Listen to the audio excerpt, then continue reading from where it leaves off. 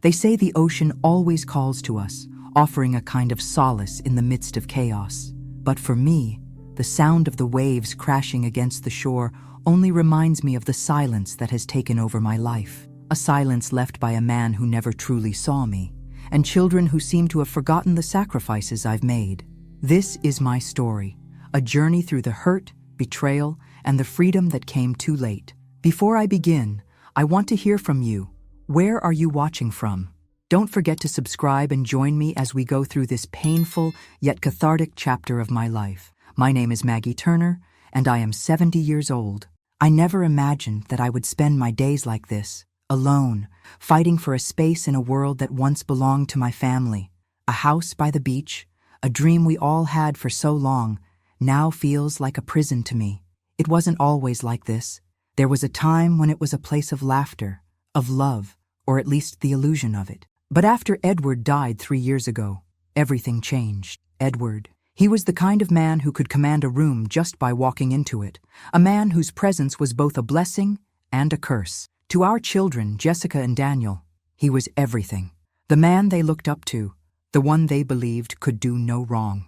But for me, Edward was a shadow I was trapped under for most of my life. He was cruel, controlling, selfish. I loved him, or I tried to, but that love was always strained by the reality of who he truly was. I don't think our marriage was ever about love. It was about keeping up appearances. I spent years sacrificing my own desires for the sake of our family, trying to make things work. I gave up dreams, ambitions, even my own happiness, because that's what I thought I was supposed to do. I kept the house intact, made sure the kids were happy, made sure Edward was content. I kept pushing through. But when he died, it felt like the world had crumbled beneath my feet. It wasn't just the grief of losing him that hurt. It was the fact that in his death, I was left with a mountain of debt. Edward had never shared anything with me. His finances, his worries, his plans. He kept it all locked away. And when he was gone, I found myself struggling to keep the house, the one place that had once been filled with family, now teetering on the edge of collapse. I never asked for this. I never asked to carry this burden. Yet here I am. Jessica and Daniel, they don't see it. They never saw it. Jessica, with her perfect life, always so focused on her image, her wedding plans, her dreams, she has no idea what I've gone through. Daniel, well, Daniel has always been the one to fall in line, always deferring to Jessica, always going along with what she says. As I sit in this house now, the only sound is the ocean. I feel its rhythm, its constant motion, but I'm stuck in this place, stuck in the past. The emptiness echoes in every room. Edward's absence feels like an open wound, one that never heals. And now, my children don't even see me. They only see what they want to see. I thought this house, this place, would always be mine. But now, it feels like I'm fighting for something I'm not sure I even want anymore. Something that has become a reminder of everything I've lost, of the dreams I buried. But there's something I know for sure. No matter how much I try to ignore it, my world is changing. It's been changing ever since Edward passed. I feel it in my bones. A shift, a crack in the foundation of everything I've known. And I can't help but wonder, is this the beginning of something new? Or is it just the end of everything I ever hoped for? I can't stay here forever. Not in this silence. Something needs to change. The day Jessica got engaged should have been one of the happiest moments of my life. I was thrilled for her, of course. She was my only daughter, and to see her so excited about a new chapter, about her future, was something I should have relished. But as with everything in my life, joy was short-lived. When Jessica decided to have her wedding at our house by the beach, I felt this mix of emotions: joy, pride, and even a little sadness, because I knew it would never be the same.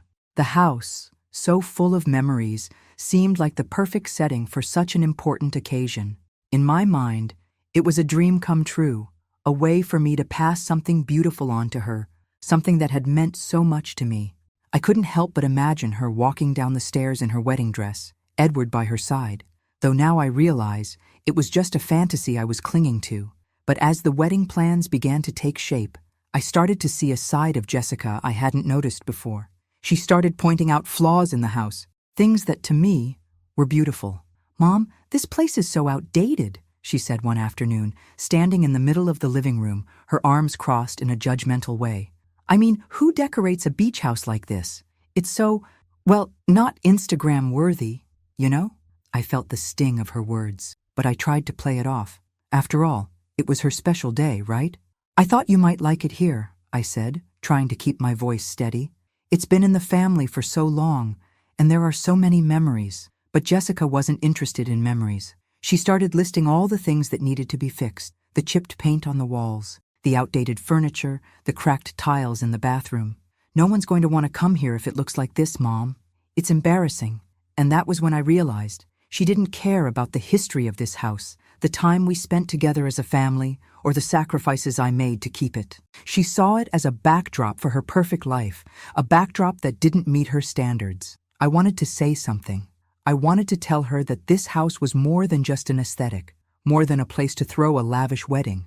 It was where we spent our summers, where the sounds of laughter and love filled the air. But I didn't. I couldn't, because I didn't want to upset her, and in a way, I still believed that I needed to keep her happy.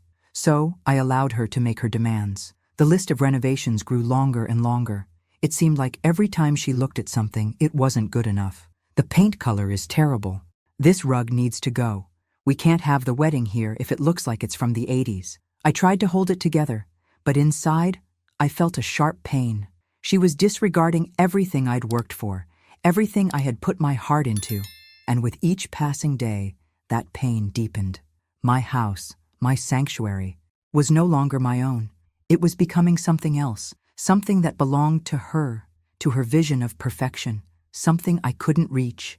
And with every word, every complaint, I felt more and more like I didn't matter at all. I started to question myself. Had I ever mattered to her? Or was I just a tool to help her achieve her dreams? A background figure in the story of her life. As I sat alone in the living room one evening, staring at the changes she demanded, I could feel the weight of it all pressing on my chest. This was not how it was supposed to be. I wasn't supposed to be invisible. I wasn't supposed to be the one to sacrifice everything for others. But here I was, again, holding the pieces of something that was slipping through my fingers. I had spent my life giving, trying to make everyone happy, but what had it gotten me? Nothing. Not a single moment where I was the priority. Not a single moment where my dreams were considered. And so the wedding planning continued. But with it came a quiet resignation in my heart. I wasn't the mother who would be included in the joy of this day. I was the mother who was expected to step aside, to make way for the perfect event, the perfect day. I was a background character in my own life. I tried not to let it get to me, but every time Jessica walked through the door, her mind consumed with ideas for her perfect wedding, the hurt gnawed at me. And when she finally picked out the perfect date and refused to consider the season's weather, I couldn't help but wonder, had I ever been truly seen? As the wedding day approached, I realized that everything was slipping away from me. The house, my place in the family, my role as a mother. I tried to hold on to the dream, but I knew now that this wasn't about love or family. It was about appearances, about doing what looked good on the outside. And when I walked into the kitchen one day, hoping for a moment of connection, to hear a simple thank you for everything I had done, I found Jessica standing there on the phone with her wedding planner, discussing the smallest of details, like the color of the napkins. There was no thank you. No recognition of everything I had sacrificed to make her dream come true. I was invisible, yet again, and as the sound of her laughter echoed through the house, I realized that I had been nothing more than an afterthought in her life. If there's one thing I've learned over the years, it's that silence can be as deafening as 1,000 screams. And right now, the silence in my life is overwhelming, especially when it comes to the house and everything Edward left behind. I remember how we used to dream about this place. The house by the beach, our sanctuary. Edward always talked about it as if it were the key to our happiness. We'd walk the shores together, hand in hand, and he'd say that this house would be the legacy we left behind, a place our children would come to, generation after generation. I believed it too. I thought for a while that this house was a symbol of our love, of everything we had built together. But now it's just a reminder of the lies, of everything that wasn't said, everything that was left unspoken. After Edward passed, the dream crumbled. The debts, the bills, the constant weight of them hanging over me. They started as whispers, but soon they were all I could hear. Edward never shared anything with me, not the finances, not the worry. I always assumed everything was taken care of, that he had things under control. But after his death, I realized just how much of a lie that was. I was left with a mess, a financial mess that I could barely comprehend. It didn't help that I had to keep up appearances, especially with Jessica and Daniel. They were grieving too, I understood that. But their grief was different from mine. They didn't have to deal with the bills, the mortgage, the looming threat of losing the one thing that had been mine, our home. They didn't have to make hard decisions every day, like I did. They had their own lives, their own ways of coping, and that's fine. But it only left me with more loneliness. The house, which once felt like a warm embrace, now felt like an anchor around my neck, pulling me down with every passing month. Jessica had no idea what I was going through. She was so caught up in her wedding plans, and Daniel, well, Daniel had always been the quiet one, but I knew he would side with her. I knew where his loyalty lay. I kept trying to make it work. I used the small savings I had, my retirement funds, just to make the next payment. But the numbers didn't add up. I was stuck, and every time I paid another bill, another mortgage statement, I could feel my world closing in. I remember one night, sitting at the kitchen table with the lights dimmed low, the papers scattered around me. I tried to make sense of it all, but the numbers blurred together. I could feel my chest tightening with every passing second, the weight of it all pressing down on me. I couldn't keep pretending that everything was okay. I couldn't keep fighting a battle that was already lost. And so, as much as I hated the thought, I knew what I had to do. I had to sell the house. It wasn't something I wanted to do. It wasn't something I ever imagined myself doing. But the reality was simple. The house was no longer mine to keep. It was a symbol of the life I thought I had, the life I had dreamed of, but it was also a prison. The longer I held on to it, the more I sank into a financial quicksand that I couldn't escape. I didn't want to admit it, but I felt a sense of relief as I made the call to the real estate agent. The house was no longer a place of sanctuary for me. It was just a reminder of everything I had lost, of the man who had taken so much from me, of the children who didn't understand. It had become a burden, a weight I could no longer carry. I knew I was doing the right thing, but it didn't make the decision any easier. It didn't make it hurt any less. As much as I was desperate to let go of the house, a part of me still clung to the memories, the beach, the laughter, the warmth that used to fill these walls. But as I sat there that night, staring at the phone in my hand, I knew that I was doing something for myself for the first time in years, and that scared me. I had this idea, this fragile, hopeful idea that maybe, just maybe, my family still cared about me. Maybe there was still a place for me in their lives, even if I wasn't the one throwing the lavish wedding or making the perfect dinner for them anymore. Edward was gone. The house was becoming too much for me to handle, but I still had my children, or so I thought. It was approaching my birthday, and for the first time in a long time, I allowed myself to hope for something simple, something real. I decided to ask for something that I thought was reasonable. After all, we hadn't shared a meal together in ages. What harm would it do to ask for one evening, just one night, where we could sit down as a family and remember the old times? I didn't want anything extravagant. I didn't want presents or speeches or grand gestures. I just wanted a dinner. I wanted the feeling of my children in the same room again, laughing, talking, just being there for me like they used to. So, I called Jessica and Daniel, and as casually as I could manage, I said, "You know, my birthday is coming up. It's been a while since we've all been together, just us three. I'd really love it if you could come over for a family dinner, you know, like we used to do." I could hear the hesitation in their voices, even through the phone. Jessica said something about her busy schedule, and Daniel mumbled that he would try to make it.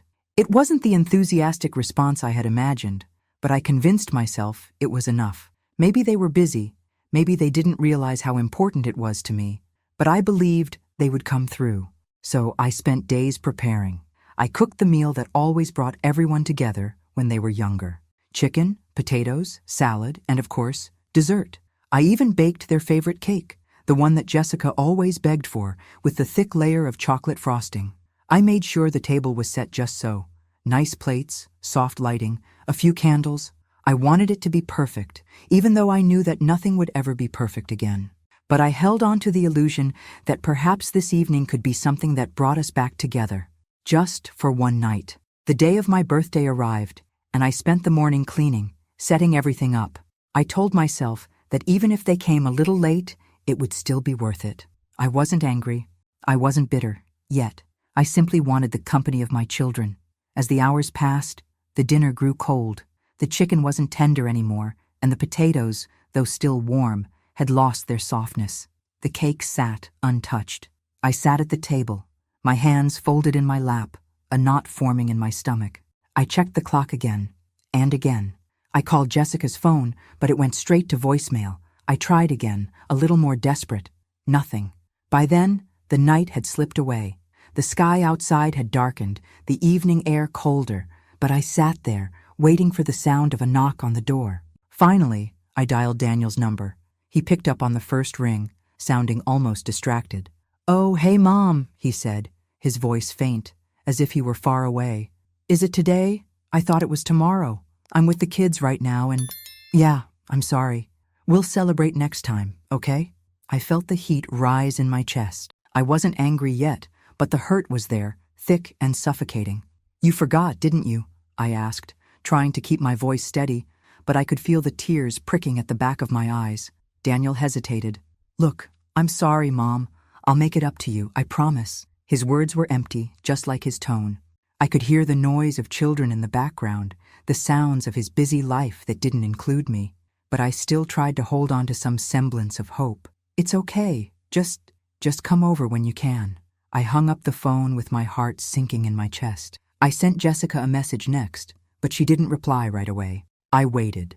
Minutes felt like hours. When I finally saw that she had read it, my hands trembled. The message came 2 days later, and it felt like a punch to my gut. I totally forgot. Been really busy.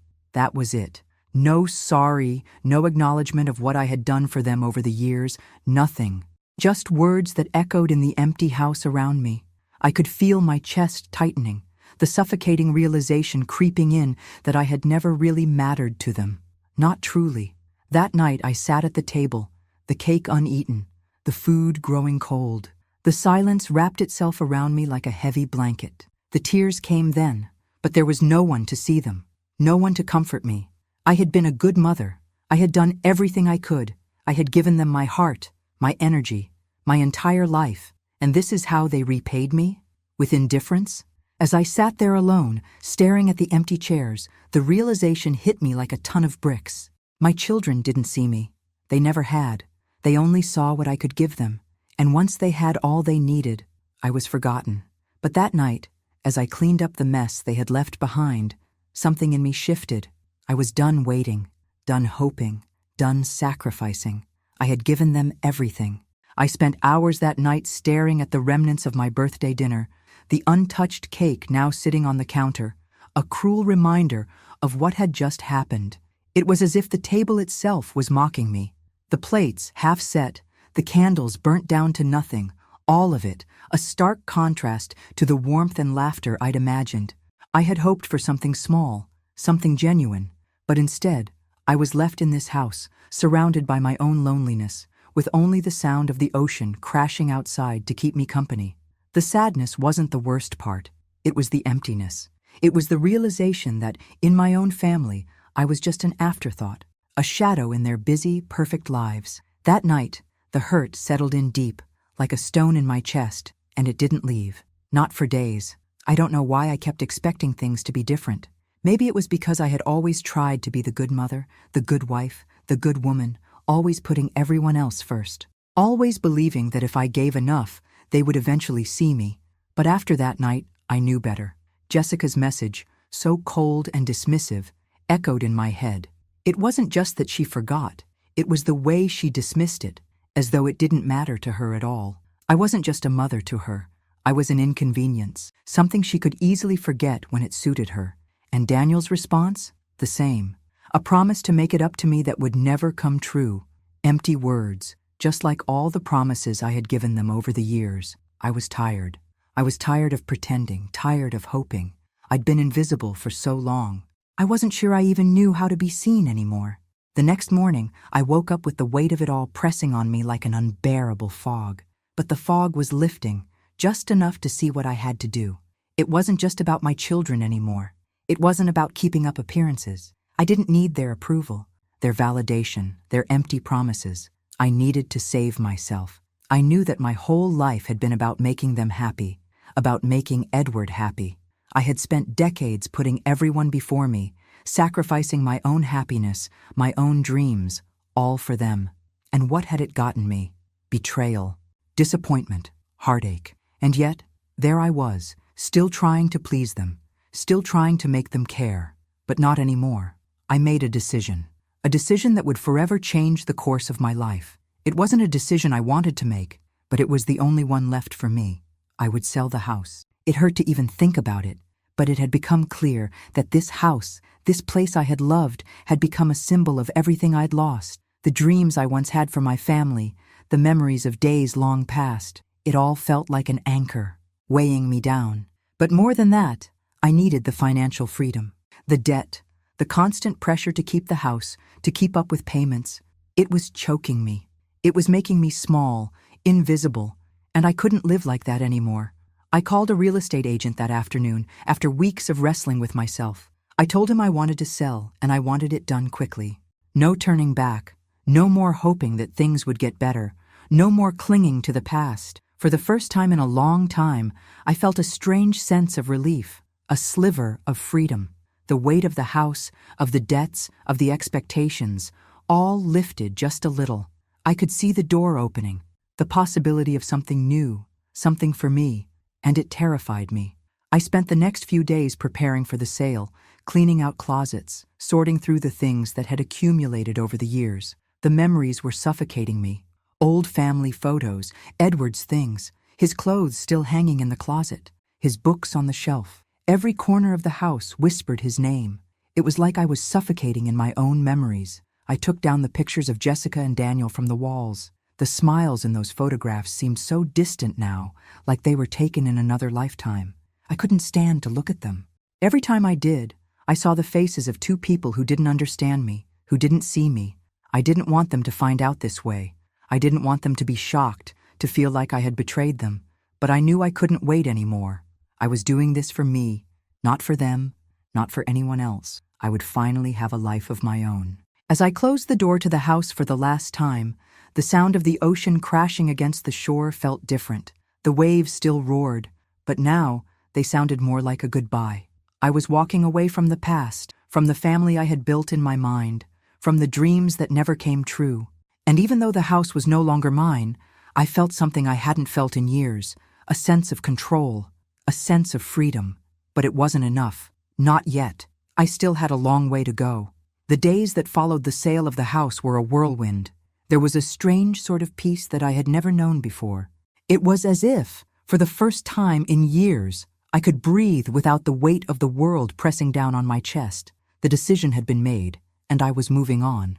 But I knew that eventually, my children would find out. I just didn't realize how soon that would be. It happened one afternoon. I was sitting at the small apartment I had rented, a simple place by the bay, far from the house I had once thought would be my forever home. The phone rang, and I saw Jessica's name flash across the screen. For a brief moment I hesitated.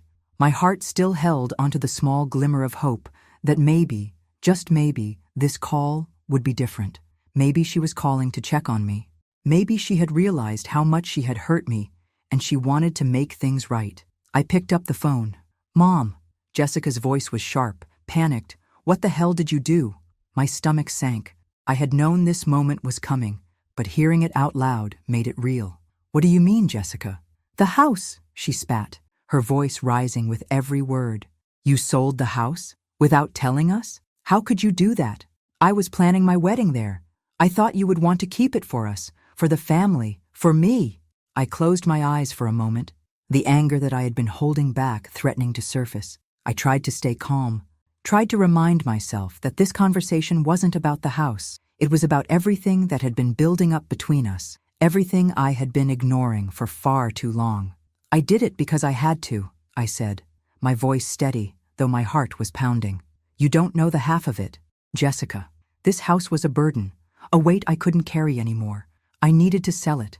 It was my decision, my life. There was a long pause on the other end of the line. I could almost hear her breathing, the silence heavy with disbelief. And then she spoke, her words dripping with resentment. "You should have told me," she snapped. "I thought you were different. You were supposed to be there for me, and now you've taken the one thing I was counting on. You've ruined everything." I could feel the hurt in her words, but I wasn't sure if it was the hurt of losing the house or the hurt of realizing just how little she really cared about me. "I didn't ruin anything, Jessica. You've been so wrapped up in your perfect life that you haven't seen what I've been going through. I did this for me. Not for you, not for anyone else. I've spent my whole life making everyone else happy. But I'm done. I've lived my life for you and your father, and I've been forgotten. Now, I'm finally doing something for myself." There was no response for a long time. I could almost hear her trying to digest what I had said, but I wasn't sure it was sinking in. Her anger was still loud, still all-consuming. "You always make everything about you, Mom. I can't believe you'd be so selfish," she said bitterly. "I'm not being selfish," I retorted. "I'm taking back control of my life. Maybe you'll understand that someday." Jessica's voice was practically trembling with emotion now. "You know, Dad would never have done this. He would have kept the house for us. He would have made sure we had it, because he actually cared about the family." My blood ran cold. Edward. She had to bring him into this. The man who had been nothing but a cruel, selfish ghost for most of our lives. The man who had never truly seen me, never truly cared about me or anyone else. The man who had left me with mountains of debt and a broken heart. "Your father was a selfish man," I said, my voice cutting through the phone. "He wasn't the hero you think he was. He was controlling, aggressive, and he left me with nothing but debt and disappointment. He didn't care about this family. He didn't care about me." There was a long silence. I could feel the air between us grow thick with unspoken words. Jessica didn't reply right away, but when she did, her words were colder than I had ever heard them. "You're wrong," she said flatly. "He was a great man, and you just didn't see it. You've always made him the villain in your story." I felt a lump form in my throat. How could she still idolize him after everything he had put us through? "You don't know what it was like, Jessica. He was cruel to me, to everyone around him. You never saw it because you were too busy adoring him, too busy living in his shadow. He left me with nothing, no support, no love, no partnership, and now I'm the one cleaning up the mess." "Whatever, Mom, I don't want to argue about this. But I can't believe you'd sell the house and ruin everything I've worked for. I'm done with this. Don't expect me to be okay with it." And with that, she hung up. I sat there, staring at the phone in my hand, my mind reeling. Jessica had never been able to see me. Not truly. She had always seen what she wanted to see. The perfect father, the perfect family. Even when everything around her was falling apart, she was blinded by her idolization of a man who had never deserved it. I had hoped, just once, she would understand, that she would see the truth. But instead, she chose to keep her blinders on, to stay wrapped up in the fantasy of a man who was long gone. I wasn't sure if I would ever be able to reach her, but in that moment, I knew something for sure. I wasn't going back. I wasn't going to beg for her love or approval. I wasn't going to live in the shadow of the man who had never given me anything but heartbreak. The house was gone, but in its place, I was finally starting to find myself. It would take time, but I knew one thing. I was done being invisible. And if Jessica couldn't see me for who I truly was, that was her loss. The day Daniel found out about the sale of the house, I could feel the tension rising before he even said a word. He called me, his voice low, as if trying to mask the disappointment, but I could hear it clearly. He was upset. He wasn't just angry about the house. He was angry at me, and I was tired of it. "Mom, why did you do it? Why did you sell the house without talking to anyone?" His voice was tight, controlled, but I could feel the accusation in his words. "Why?" I repeated, my voice flat. "Because it was my decision, Daniel. Because it was what I needed to do. The house was a burden I couldn't carry anymore. The debts were crushing me, and I couldn't keep pretending everything was fine." He didn't respond right away, and I could hear him shifting around on the other end of the line, probably trying to figure out how to make me feel guilty. But Jessica was planning everything around that house, Mom. Her wedding was going to be there. Everything. It was all set. You knew how important it was to her. "I knew what was important to her," I snapped, my patience wearing thin. "But let me remind you, Daniel, I was the one who sacrificed everything to make sure she had what she wanted, for years. And what did I get in return? A daughter who doesn't even see me. A son who can't stand up for me. You two never asked what I needed. Never asked if I was happy. You think her wedding is the most important thing. But you've both forgotten about the years I spent keeping this family together. The years I spent being invisible. There was a long silence, and I knew he was struggling to find a response that wouldn't make me even angrier. But I was done holding back. I was done being their mother, their martyr, the one who gave up her own life for everyone else. "Mom," Daniel finally said, his voice quieter now, but I could hear the resentment still underneath. "I just think you were too impulsive. You could have talked to us. You should have thought this through." I couldn't help but laugh, a bitter, mirthless sound. "Impulsive? You call this impulsive?" I shook my head, even though he couldn't see me. "I've spent my whole life being thoughtful, being careful, always considering what everyone else wanted, but not anymore. I don't care about your plans, or Jessica's wedding, or anyone else's expectations. This was my choice, and I'm done apologizing for it." Daniel was quiet again, and when he spoke next, I could hear the distance between us widening. "I can't believe you're making this all about you, Mom. Jessica was depending on that house. You don't understand how much it meant to her. This isn't how it should have gone." His words stung more than I wanted to admit, but instead of crumbling under them, I found something inside me, something fierce, something that had been buried for so long. "You're right, Daniel. I don't understand how much it meant to Jessica, because you know what? She never asked how I was doing. She never asked how I was feeling, how I was struggling. I gave up everything for her, and for you, but I don't expect you to understand. You've always been on her side, and that's fine, but I'm done." I took a deep breath, not letting the tears well up this time. "I'm done with you both. I'm done being the person you call when you need something. I'm done being the person who takes the blame, the person who sacrifices everything and gets nothing in return. You want to blame me? Fine. But you've both lost the only person who ever put you first." There was no response from him, and I knew it was because he didn't have one. And as I sat there holding the phone in my hand, the silence settled over me like a blanket. It wasn't comforting. It was cold, but it was mine. And I realized, in that moment, that I was finally free. The house had been sold. The debts were paid. The weight that had shackled me for so long was gone, and with it, the illusion of being needed. I no longer had to wear the mask of the mother, the wife, the woman who existed only to serve others. I could finally breathe. For the first time in my life, I didn't have to fight for a place in the world. I didn't have to beg for love. I didn't have to apologize for living for myself. "I'm done," I whispered to no one in particular, staring out at the view from my small new apartment. The ocean stretched out before me, vast and endless. It felt like freedom. The phone was still in my hand, but I didn't call Daniel back. I didn't reach out to Jessica either. They had their lives, and I had mine. If they chose to stay angry, to stay distant, that was their choice. I had done what I needed to do.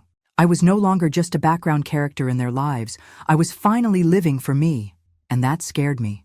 But it also made me feel alive in a way I hadn't felt in years. Months passed in a blur of solitude.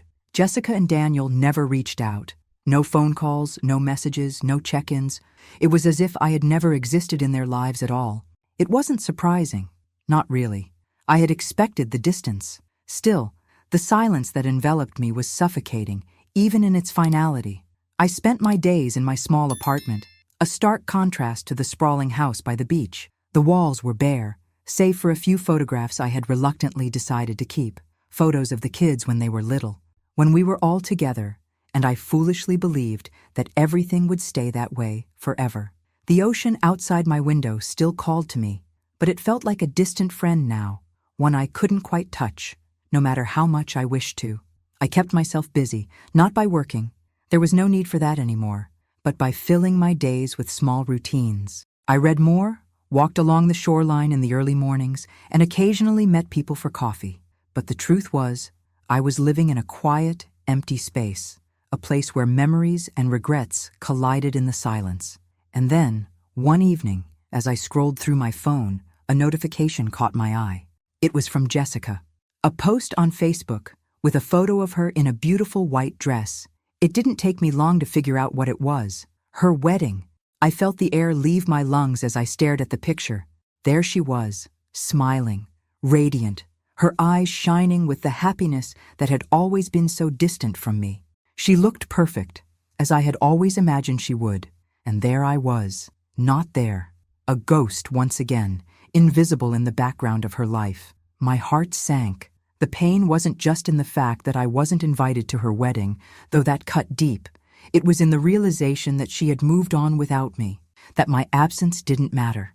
I wasn't even a footnote in her life anymore. The mother who had given everything to her, who had built her up, was now nothing more than a distant memory.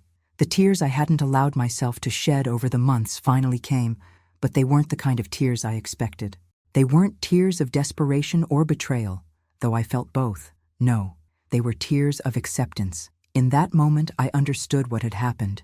Jessica had never seen me for who I was. She had only ever seen what I could provide for her, what I could give. And now that I had nothing left to offer, I was no longer needed. The realization settled deep within me, and as painful as it was, there was a strange sense of freedom that came with it. I wasn't a mother who would be a part of her perfect world. I wasn't a figure in her life anymore. I was free, but the sadness lingered. Even in my newfound freedom, there was a deep ache in my chest, a hole that nothing could fill. I was left with the image of Jessica in her wedding dress, the woman who had once been my little girl, now a stranger, someone who would never understand the depth of the sacrifices I made. I wished I could reach out, tell her how much it hurt, how much I missed the daughter I thought I had. But I knew better now.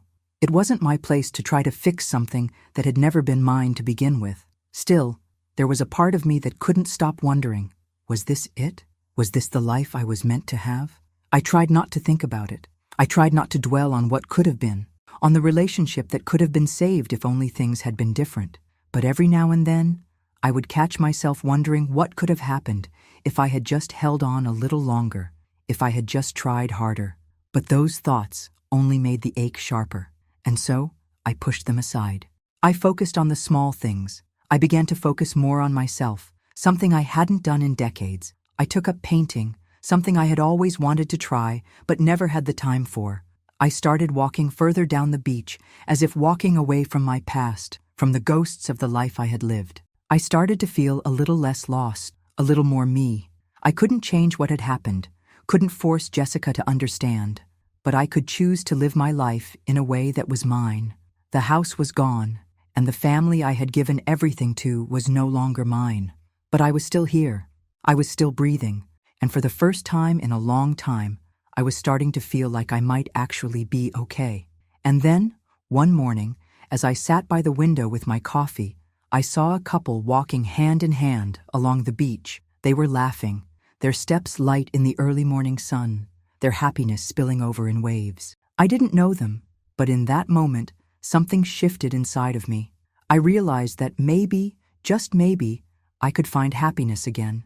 Not the kind that comes from family or from others, but the kind that comes from accepting who I was, from being okay with the woman I had become. Maybe the life I was meant to live wasn't one of sacrifice and quiet misery. Maybe, for once, it could be mine. I had become so used to the silence. Months had passed without a single word from either of my children, and I had grown accustomed to the loneliness. In the quiet of my small apartment, I had found my own rhythm, my own routine. The pain of their absence never fully faded, but I learned to live with it. There was a certain numbness that took over, a shell I wore to protect myself from the hurt that still lurked beneath the surface. Then, one afternoon, the doorbell rang. I wasn't expecting anyone, and for a moment I thought I had imagined it. But the sound came again, louder this time. My heart raced, a mix of surprise and hesitation rushing through me. I walked toward the door, unsure of who would be standing on the other side. When I opened it, I couldn't believe my eyes. There stood Daniel, his face hesitant but sincere, his wife beside him, and 2 children, my grandchildren, looking up at me with wide, curious eyes. "Mom," Daniel said, his voice trembling slightly. "Can we come in?" For a moment, I couldn't move. I just stood there, my mind racing, trying to comprehend what was happening. After months of silence, months of feeling abandoned, here was my son, standing at my door. "Of course," I said, forcing a smile as I stepped aside to let them in. They entered the small apartment, Daniel looking around with a quiet kind of awe. His wife, a woman I had met only briefly years ago, gave me a warm smile, though I could tell she was just as unsure as he was. The children were still shy, but I could see them taking in their surroundings, unsure of how to approach the situation. We all sat down in the modest living room, the silence between us thick with unspoken words. I didn't know what to say, what could be said. They had all been gone for so long, and the space between us felt vast, like a canyon that had only grown wider with time. Finally, it was Daniel who broke the silence. "Mom," he began, his voice quiet but full of emotion. "I know I've failed you. I know I've been a terrible son. I've been absent, distant, and I don't know how to make up for it, but I want to try. I should have been there for you. You didn't deserve to be left alone like that. I promise, I'll do better. I'll visit more. I'll be more present. I know I've hurt you." His words hit me harder than I expected. I had dreamed of hearing them, of hearing some acknowledgement of the pain I'd carried alone for so long. And yet, as much as I wanted to accept his apology, as much as a part of me longed to pull him into my arms and tell him everything would be okay, there was a part of me that couldn't quite let go of the years of neglect. I looked at him, this man who was my son, but who had in so many ways become a stranger to me. I wanted to forgive him. I wanted to believe that his apology was enough. But the truth was, forgiveness wasn't as simple as a few words. "Thank you, Daniel," I said softly, my voice trembling. "I appreciate your words. I really do. But I can't just pretend that everything is okay. It's been a long time, and I've carried this hurt for so long. I've had to learn how to live without you, without your presence in my life, and it hasn't been easy." He lowered his gaze, clearly ashamed. His wife reached over and placed a hand on his arm, a silent gesture of support. I appreciated it, but it didn't change the fact that so much had been lost. I couldn't help but feel the weight of everything that had been left unsaid, unsolved. "I know, Mom," Daniel said, his voice breaking. "I've failed you. I know it, and I can't take that back. But I'm here now. I want to be here. I want to make things right." The words felt good. They really did. But I couldn't ignore the emptiness that lingered, the space between us that no apology could fill. I sighed deeply and looked at him, searching for the strength I needed to say what I had been avoiding. "Daniel, I don't know if I can just forget everything. I don't know if I can just jump back into the way things were. I need time to heal from the years of being ignored. I've spent so long hoping you'd see me, hoping you'd care. And I can't just erase that."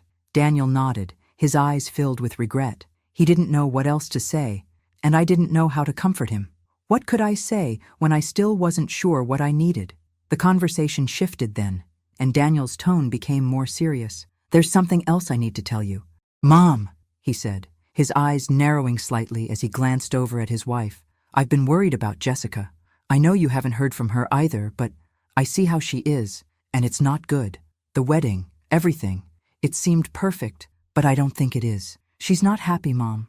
I don't think she's ever been happy in that marriage." I froze, a chill running through me. I had tried so hard to stay out of it, to let Jessica live her life without my interference. But now, hearing Daniel's words, a knot formed in my chest. "What do you mean?" I asked, my voice barely above a whisper.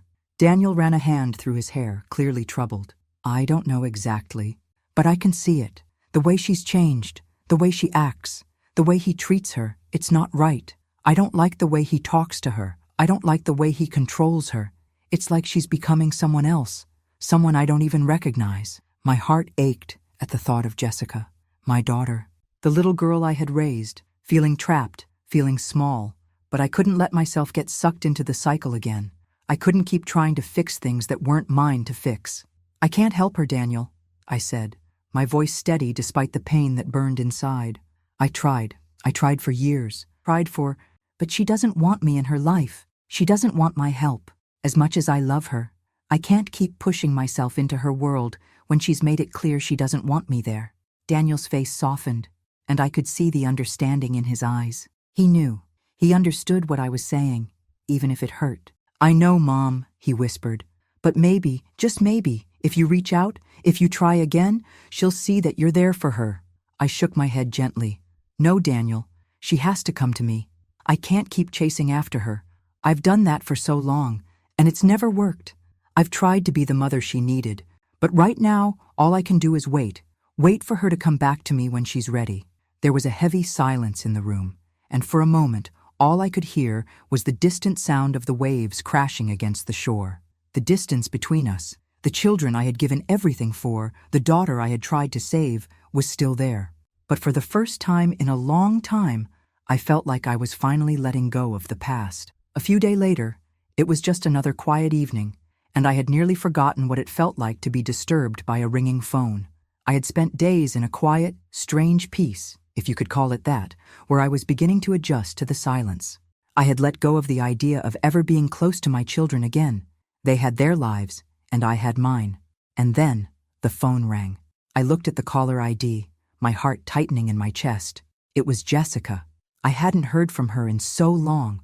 The last time I saw her name pop up on my phone, it was for a brief, detached message, a reminder of how far we had drifted apart. But this time, there was something different, something urgent in the way the phone rang, and something in the pit of my stomach told me this call would be unlike any of the others. I picked up the phone, my hand trembling just slightly. "Mom?" Jessica's voice came through, and it was cracked, fragile.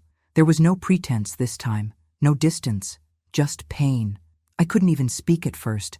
I waited for her to continue, my own breath held in the tension of the moment. "Mom, I'm so sorry. I don't even know how to say this, but I need you to know. I've been horrible to you. I was a babaka, and I know it. I was cruel, and now I don't know what to do." Her voice trembled, breaking as she spoke, and the sound of her tears on the other end of the line caught me off guard. Jessica, my strong, independent daughter, always the one to push me away, was crying. And it was unlike any cry I had ever heard from her. This wasn't the anger or resentment I had grown accustomed to. This was real pain. For a moment, I felt my own emotions start to rise, the hurt that I had buried so deep inside of me. The years of neglect, the constant rejection, all bubbled up in my chest, but I swallowed it down. I needed to listen.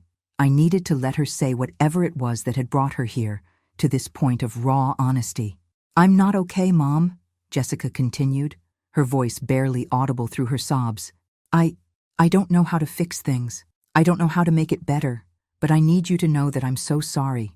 I don't deserve your forgiveness, but I need it."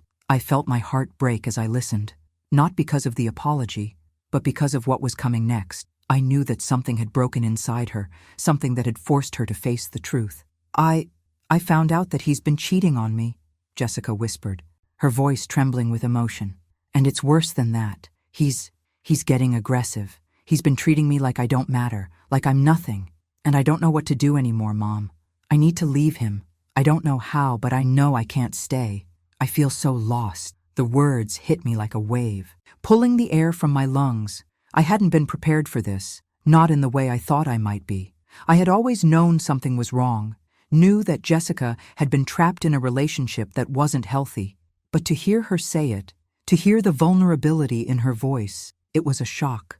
The pain she was going through, the fear, it was so real, and it tore at me. I had warned her. I had tried so hard to protect her from the mistakes I saw her making. But she hadn't listened. She never did. Now, here she was, broken, shattered by the very man she had married. The same kind of man I had warned her about, the same kind of man I had suffered through. And yet, as I listened to her, I couldn't help but feel a sense of sorrow and, strangely, relief. Sorrow for the pain she was enduring now. Relief because finally, after all these years, she was seeing the truth for herself. She was seeing what I had been trying to show her for so long, even when she refused to hear it. "I've tried to protect you, Jessica. I've always tried to warn you," I said, my voice firm but not unkind. "I told you that he wasn't good for you, that he was controlling, that he would treat you like you didn't matter. But you never wanted to listen. You were so wrapped up in the idea of him, in your perfect life, that you didn't see the danger.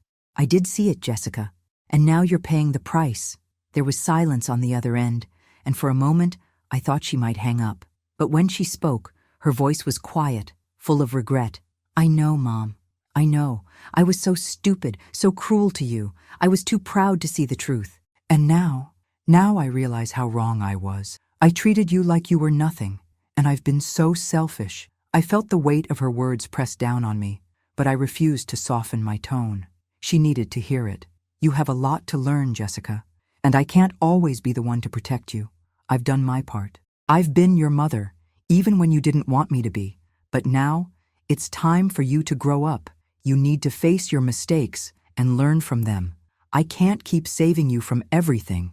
I don't want to be like him, Mom. I don't want to repeat the same mistakes. I don't want to be that person anymore. I'm so sorry. Please forgive me. Her words were filled with such raw pain, such deep regret, that it almost broke me. I wanted to hold her, to tell her it would all be okay. But I knew better now. She needed to face this on her own. She needed to find her strength. You have a long way to go. Jessica, I said, my voice softening just a little. But yes, I forgive you. I'm not going to keep holding on to the past. You're my daughter, and I love you. I've always loved you. But I can't keep being the one who always tries to save you from your mistakes. If you want to change, if you want to learn, I'm here. But you need to do the work. There was a long pause, and then Jessica spoke again, her voice steadier now. I will, Mom. I promise. I will. I felt a bittersweet relief flood over me. This wasn't a happy ending. It wasn't a perfect reunion, but it was a start. For the first time in years, I felt like maybe, just maybe, there was a chance for us to rebuild something real. I love you, Jessica. Always have, always will. I love you too, Mom. And with that, we ended the call. I sat there in silence for a long time, letting the words hang in the air, knowing that this was a beginning, not an end, for both of us. Time, I've come to realize, is a peculiar thing. It doesn't always heal wounds immediately. Sometimes it just gives you the space to understand the hurt. It lets you breathe long enough to make sense of the broken pieces, and it offers you a chance to rebuild slowly, piece by piece. The months that passed after Jessica's call, after she and Daniel began to reach out, were a blur of small steps. But those steps, no matter how slow, meant something. They mattered. Daniel, for the first time in years, came by more frequently. At first, it was awkward, the silence between us heavy, as if we were still learning how to talk to each other again. But the more he came, the more I could see the change in him. He wasn't the same person who had walked away all those years ago. There was a sincerity in his words now, a quiet understanding that hadn't been there before. He would sit with me for hours, just talking about life, about his children, about the mistakes he had made and the ones he feared making again. It wasn't the easy kind of conversation we once had, filled with laughter and lightheartedness.